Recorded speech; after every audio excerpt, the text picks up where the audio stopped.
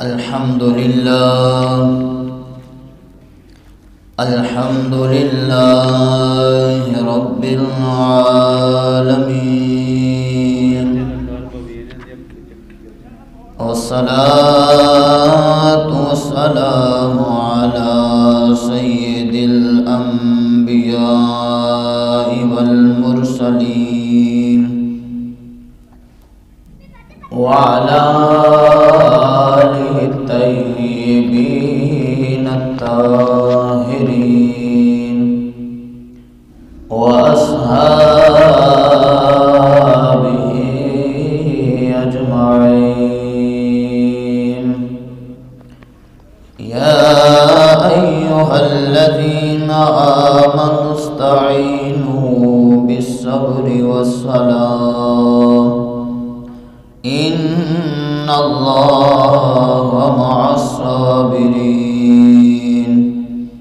ولا تقولوا لمن يقتل في سبيل الله أموات بل أحياء ولكن لا تشعرون. ولنبلونكم بشيء من الخوف والجوع ونقص من الأموال والأنفس والثمرات وبشر الصابرين الذين إذا أصابتهم مصيبة قالوا إنا لله وإنا إليه راجعون. أولئك عليهم صلوات من ربهم ورحمة وأولئك هم المهتدون. إن الله وملائكته يصلون على النبي يا أيها الذين آمنوا صلوا عليه وسلموا تسليما. أما بعد فأعوذ بالله من الشيطان الرجيم. بسم الله الرحمن الرحيم. ألا بذكر الله تطمئن القلوب. آمنت بالله صدق الله مولانا العظيم وصدق رسوله النبي الكريم الأمين. قال الله تبارك وتعالى في قرآن المجيد والفرقان الحميد. فاذكروني أذكركم واشكروني ولا تكفرون. آمنت بالله صدق الله مولانا العظيم. عن أبي جابر قال قال رسول الله صلى الله عليه وسلم أفضل الذكر لا إله إلا الله وأفضل الدعاء الحمد لله أو كما قال عليه الصلاة والسلام.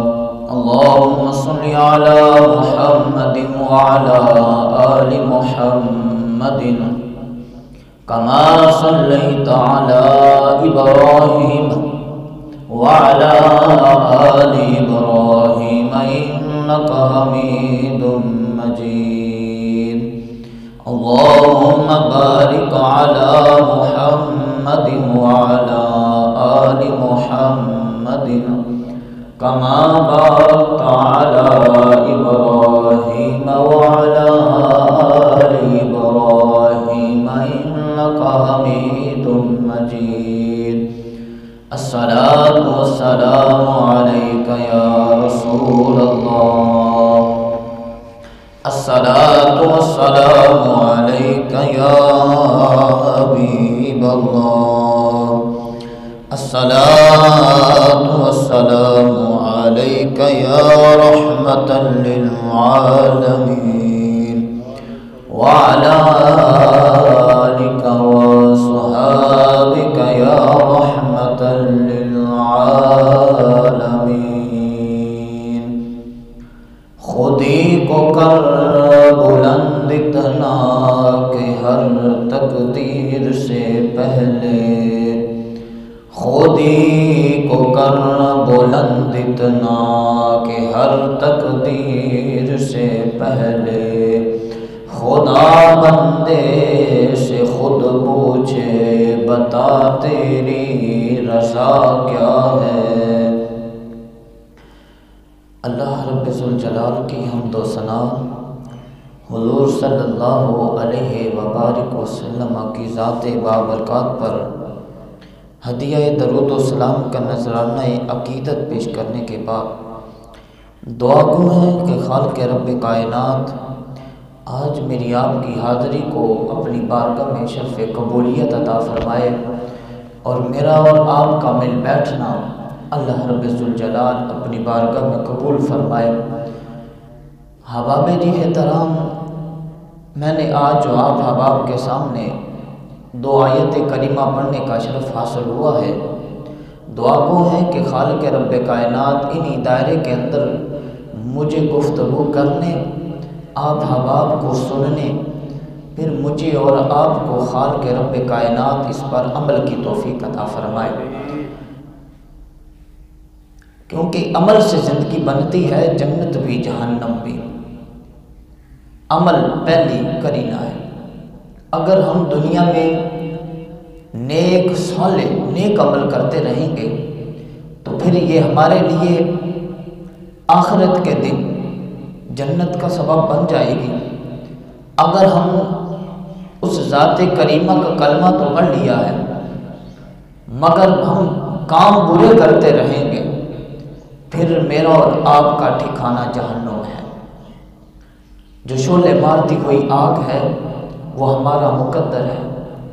ایسا نہیں ہے کہ ہم دنیا میں کام برے کرتے رہیں اور ہم اپنے لیے یا یہ سمجھتے رہیں کہ جنت تو ہمارا مقدر ہے، جنت نبی کے غلاموں کے لیے بنی ہوئی ہے. اور بھائی اس کے لیے خالق رب کائنات نے پھر قاعدے قانون بھی بنائے ہیں. ہم اس دنیا میں رہتے ہوئے لوگوں کا حق کھاتے پھریں، غیبت چغلی یہ امراض میں مبتلا رہیں، اور پھر ہم دوسروں کو گالی گلوچ کرتے رہیں، پھر ایسا نہیں ہے کہ جنت ہمارے لیے پھر نہیں ہے. ہاں جنت ملے گی سزا ملنے کے بعد. جس طرح کلاس کے اندر بچہ غلطی کرتا ہے، استاد اسے سزا دیتا ہے، پنشمنٹ ملتی ہے، سزا ملتی ہے.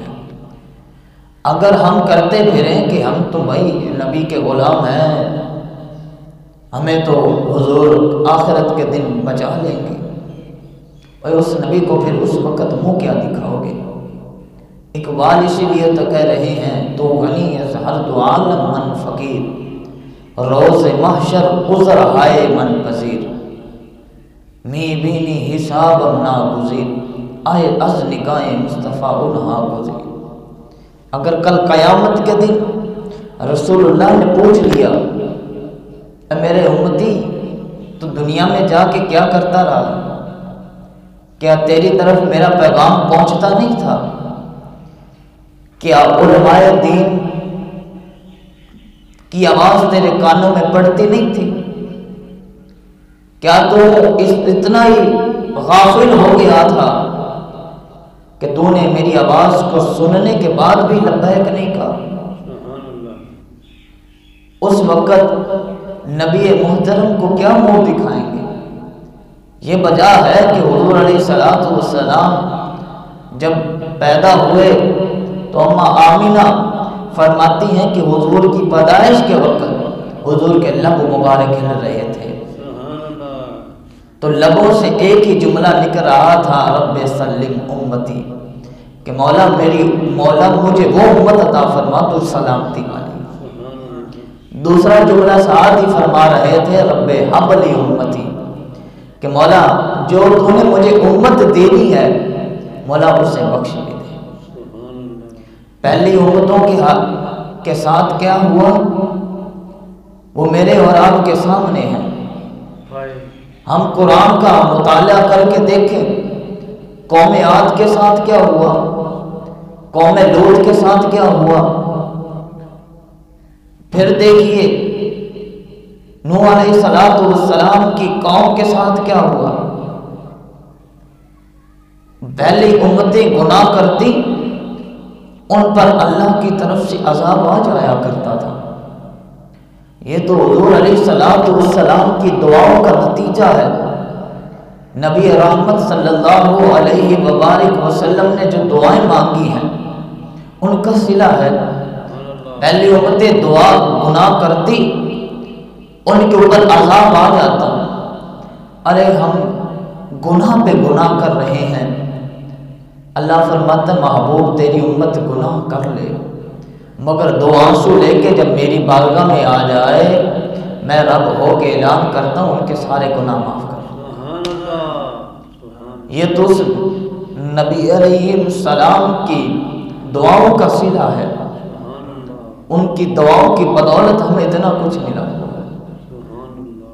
تو محترم ہمیں پہلے نیک عمل کرنے چاہیے، اپنے آپ کو اللہ خالق رب کائنات قرآن کے اندر فرماتا ہے صبغۃ اللہ ومن احسن من اللہ صبغۃ ونحن له عابدون، کہ اے لوگو تم رنگ ڈھونڈتے ہو، اللہ کے رنگ میں رنگے جاؤ، یہ اس رسی کو مضبوطی سے تھام لو، وَنَحْنُ لَهُ عَابِدُونَ، پھر تم عابد بن جاؤ گے، نیک صالحین بندوں میں تمہارا شمار ہوگا۔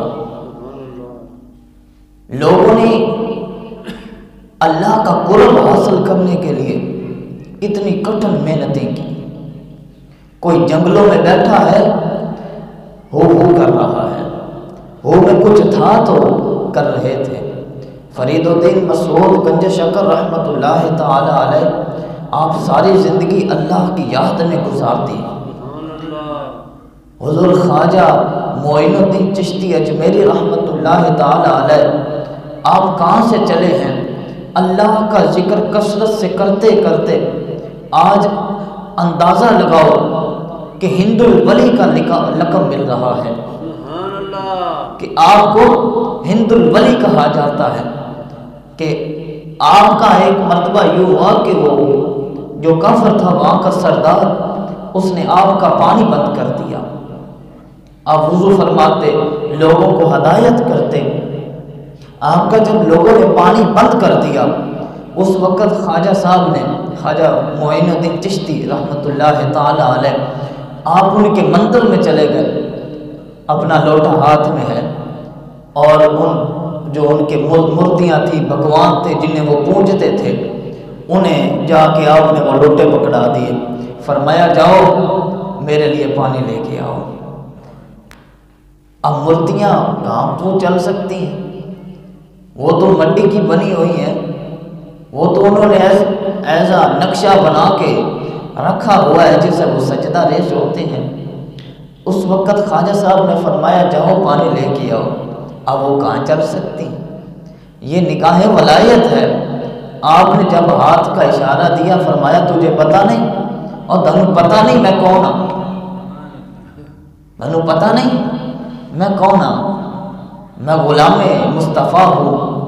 اس وقت جناب وہ مورتیاں جو تھی وہ دوڑنا شروع کر دیا، اس نے جا کے وہاں جہاں سے وہ پانی لیتے تھے تالاب سے انہوں نے وہ لوٹا وہاں پھینکا، ادھر آپ نے نکاح ولایت کی، ادھر انہوں نے وہ لوٹے میں کتنا پانی آ جائے گا، 1 کلو آ سکتا ہے، 1 لیٹر 2 لیٹر آ جائے گا، زیادہ سے 4 لیٹر ہو سکتا ہے، اتنا پانی آ سکتا ہے۔ تو جب آپ نے نگاہ ولایت ادھر اٹھائی تو فرمایا بس پانی کو حکم فرمایا، وہ سارے کا سارا پانی اسی لوٹے میں سما گیا۔ تالاب کا سارا پانی آپ نے اسی کے اندر سما لیا، آپ کے حکم کا وہ پانی بھی منتظر تھا۔ تو یہ ہے شان ہے خدمت گاروں کی، یہ صرف شان ہے خدمت گاروں کی۔ جب حضور کا پھر مقام کیا ہوگا؟ حضرت خواجہ فرید الدین مسعود گنج شکر رحمۃ اللہ تعالی علیہ، آپ کی کرامت میں یہ بھی ایک کرامت شامل ہے کہ آپ جہاں پہ یہ آسمانی بجلی گرجتی ہے، چمکتی ہے، سنا جاتا ہے کہ یہ زمین پہ گرتی ہے۔ ایک دن آپ باہر جا رہے تھے، آپ کے ہاتھ میں لوٹا ہے، لوٹے میں پانی ہے، یہ بجلی گرج رہی تھی، چمک رہی تھی۔ آپ نے اسی بجلی کو جناب پکڑا اور اسی لوٹے میں بند کر لیا، قید کر لیا۔ اسی لوٹے کے اندر خواجہ فرید الدین مسعود گنج شکر رحمۃ اللہ تعالی علیہ، آپ نے اس بجلی، آسمانی بجلی کو، جس کی طاقت کا اندازہ آپ نہیں لگا سکتے، جس جگہ وہ گر جائے ایک مرتبہ، بلکہ جب وہ چمکتی ہے ایک دفعہ زمین حرکت میں آ جاتی ہے، اتنی شدت اختیار کر لیتی ہے وہ بجلی، آپ نے اسے پکڑ کے اپنے اس لوٹے کے اندر آپ نے اسے قید کر لیا، اور قید ہے۔ اور وہ اندازہ لگائیں، یہ شان ہے خدمت گاروں کی، اندازہ لگائیں کہ وہ اب بجلی جو ہے آسمانی، وہ خواجہ صاحب سے معافی مانگ رہی ہے، حضور مجھے معافی فرما دیں، حضور مجھے معاف کر دیں، مجھے پتہ نہیں تھا کہ آپ چل رہے ہیں۔ آپ نے فرمایا اچھا میں تجھے معاف ایک شرط پہ کروں گا، ایک شرط پہ میں تجھے معاف کروں گا۔ اب وہ بجلی کہنے لگی، عرض کرنے لگی وہ شرط کیا ہے؟ آپ نے فرمایا جہاں میرا نام لیا جائے گا وہاں تو گریز دے گی نہیں۔ اندازہ لگائیں، یہ صرف خدمتگاروں کا حال ہے جنہوں نے ساری زندگی اللہ کی یاد میں گزار دی، اور نبی علیہ السلام کے غلامان شامل ہیں، ان کا حال یہ ہے کہ اندازہ لگائیں وہ گرجتی بجلی کو بھی پکڑ رہے ہیں، دوسری طرف خواجہ صاحب معین الدین چشتی رحمت اللہ تعالی علیہ، آپ مورتیوں کو بھی چلا رہے ہیں، ان کافروں کے جو بھگوان ہیں انہیں بھی چلا رہے ہیں کہ جاؤ میرے لیے پانی لے کے آؤ۔ یہ کس لیے تھا؟ فَاذْكُرُونِي أَذْكُرُكُمْ، اللہ فرماتا ہے تم میرا ذکر کرو، پھر دیکھنا کہ تمہیں مقام میں کیا عنایت فرماتا ہوں۔ اللہ خالق رب کائنات نے انہیں اتنی شانیں اور شوکتیں عطا فرمائی ہیں۔ اسی طرح ایک سلسلہ نقش بند کے پہلے جن سے سلسلہ نقش بند شروع ہوتا ہے، حضرت بایزید بسطامی رحمۃ اللہ تعالی علیہ، سلسلہ نقش بند انہی سے شروع ہوتا ہے۔ حضور آپ بایزید بسطامی رحمۃ اللہ تعالی علیہ، آپ فرماتے علم کی بات جہاں سے بھی ملے، کافر سے ملے، ہندوازم سے ملے، عیسائیت سے ملے، جہاں سے بھی تمہیں کوئی علم کی بات ملے انہیں اپنے پلے باندھ لو، وہ تمہارے لیے فائدہ مند ثابت ہوگی۔ حضور خواجہ بایزید بسطامی آپ مدینہ کے زیارت کے لیے، بیت اللہ کا حج کرنے کے لیے گھر سے نکلے، اس وقت سفر جو ہوتا تھا وہ پیدل ہوتا تھا، بڑا طویل سفر، اور پیدل جانا کئی دن گزر جاتے تھے، لوگوں کو 6 مہینے لگ جاتے وہاں پہنچتے ہوئے۔ تو حضور خواجہ جب آپ بایزید بسطامی گھر سے نکلے تو آپ نے دیکھا کہ ایک مجلس ہے، وہاں ذکر و اذکار ہو رہا ہے۔ آج ہمیں اس وقت پوری دنیا اس ایک وبا، عالمی وبا جسے کہتے ہیں، اس میں مبتلا ہے۔ آیا دن آپ اندازہ لگائیں کہ یہ چیز اب سے ہم بند کر رہے ہیں، لوگ باہر نہیں چل سکتے، کرفیو نافذ کر رہے ہیں، فلاں کام ہو رہا ہے، تعلیمی ادارے بند کر رہے ہیں، مدارس کو بند کیا جا رہا ہے، کیوں ایسا ہو رہا ہے؟ میں اکثر بعض اوقات یہ بات کیا کرتا ہوں کہ جب ہم نے رب تعالیٰ کو چھوڑ دیا ہے، ہم نے اسے بھلا دیا ہے، وہ چاہتا اب بھی ہمیں ہے، مگر ہم نے اسے یاد کرنا چھوڑ دیا ہے۔ اب اندازہ لگائیے گا، جامعہ مسجد ہے، اتنا بڑا محلہ ہے، کتنے لوگ نمازی ہیں؟ فجر کی نماز میں تو کافی تعداد میں ہوتے ہیں، ظہر کے وقت ایک آدھا بندہ، عصر کی نماز میں ایک آدھا بندہ، مغرب کی نماز میں ایک آدھا بندہ، عصر کی عشاء کی نماز میں، رات بھی اسی طرح ہوا، قبلہ بابا جی بیٹھے ہوئے ہیں، ایک نمازی، ہم بیٹھے انتظار کر رہے ہیں کہ کوئی اور آ جائے نماز پڑھ لئے، پھر مجبوراً آدھا گھنٹہ انتظار کرنے کے بعد ہم نے نماز پڑھی ہے۔ پھر یہ وبائیں نہ آئے تو کیا آئے؟ کیوں جی؟ پھر یہ وبائیں نہ آئے تو کیا آئے؟ پھر ہمارے اوپر ایسی چیزیں مسلط نہ ہو تو کیا ہو؟ آج مسجدیں ویران ہیں، نمازی کوئی نہیں، اللہ کے گھر بیت اللہ کو دیکھو وہ بھی ویران ہوا پڑا، پڑھنے کے لیے لوگ کوئی نہیں، تو پھر یہ نہ ہو تو کیا ہو؟ تو پھر حکومتیں کیا کریں؟ وہ جب اعلان کرتی ہیں کہ مسجدیں کو تالے لگا دو، پھر تو بڑے اٹھتے ہوئے مسجدوں کو تالے لگا دے، تو پتہ نہیں ہے مسجدوں کو تالے لگتے پہ یار پہلے کون سے ہم نمازی تھے؟ پہلے ہم کون سے نمازی تھے کہ وہ کھلی چھوڑی ہوئی تھی تو اس وقت کون سے بندے آ کے نمازیں پڑھتے تھے؟ اس وقت ہمیں اللہ کی بارگاہ میں جھکنا چاہیے، اللہ کے حضور توبہ استغفار کرنا چاہیے، اللہ کے حضور ہمیں سر سجدے کو اپنی جبین نیاز کو جھکا دینا چاہیے کہ مولا ہم تیرے گناہ گار بندے ضرور ہیں، خطا کار ضرور ہیں، مگر مولا ہم تجھے بھولے نہیں ہیں۔ وہ تو ابھی بھی ہمیں چاہتا ہے کہ لوگوں آ جاؤ، زمین سے آسمان تک گناہوں سے بھرا آ جائے ایک مرتبہ۔ تو اسی لیے میرے بھائیو محترم دوستو بزرگوں، ہمیں اللہ کی بارگاہ میں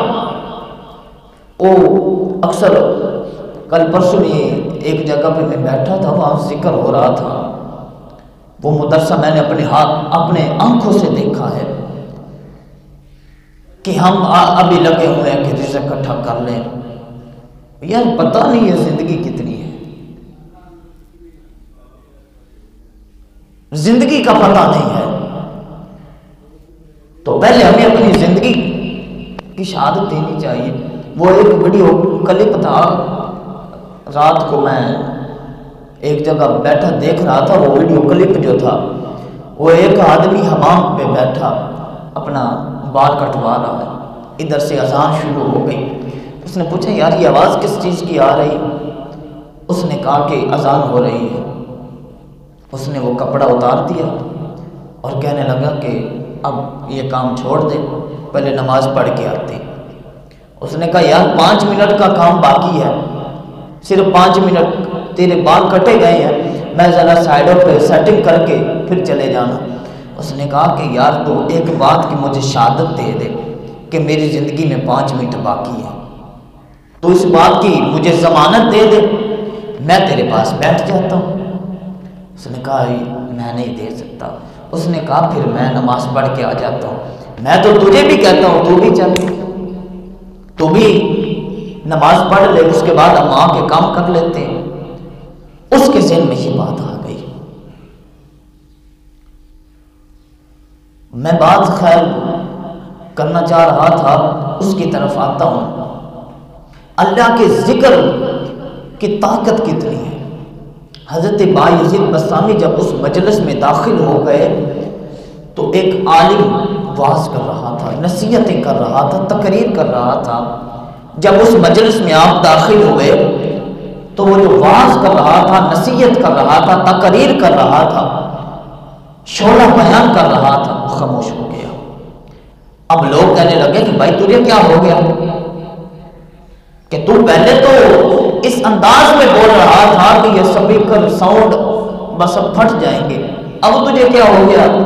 وہ کہنے لگا اس مجلس کے اندر ایک عالم محمدی داخل ہو گیا ہے۔ ہاں میں جانتا ہوں، میں تورات کا بھی عالم ہوں، زبور بھی میں نے پڑھی ہے، مجھے انجیل پر بھی عبور حاصل ہے، مگر اس مجلس میں جو ابھی آیا ہے وہ آمینہ کے لال کا غلام ہے اور وہ قرآن کا عالم ہے، قرآن کا عالم ہے۔ خاموش، اس کے تاثرات جو بندہ بھی آیا ہے میرے اوپر پڑے، مجھ سے بولا نہیں جا رہا۔ لوگوں نے کہا بتا دیں ہم قتل کر دیتے ہیں، تو بتائے گا ہم قتل کر دیں گے۔ اب یہودیوں کا اتنا بڑا مجموعہ، تقریباً کتابوں میں لکھا 10,000 کے برابر لوگ وہاں بیٹھے ہوتے، 10,000، ایک بڑا طویل مجمع بن جاتا ہے۔ ہماری محفلوں میں اتنی تعداد نہیں ہوتی ہے، ہم بس حضور کا میلاد مناتے اتنے لوگ نہیں نکلتے، نماز کے لیے کیسے نکلے؟ وہ میرے استاد محترم تھے، وہ بتاتے ہیں کہ ایک مرتبہ میں سیر کر رہا تھا، استاد ہی سمجھ لیجئے، پرداتا استاد، ان کے آگے استاد تھے، وہ فرماتے ہیں کہ ہم سیر کر رہے تھے تو دوسری طرف ایک یہودی سیر کر رہا تھا، اس نے کہا اب سے دیکھنا مسلمانوں کے اوپر زوال شروع ہو گیا ہے۔ کہنے لگے کیسے؟ اس نے کہا تم نے دیکھا نہیں مسلمانوں کی مسجد ویران ہے، انہوں نے اپنے رب کو یاد کرنا چھوڑ دیا۔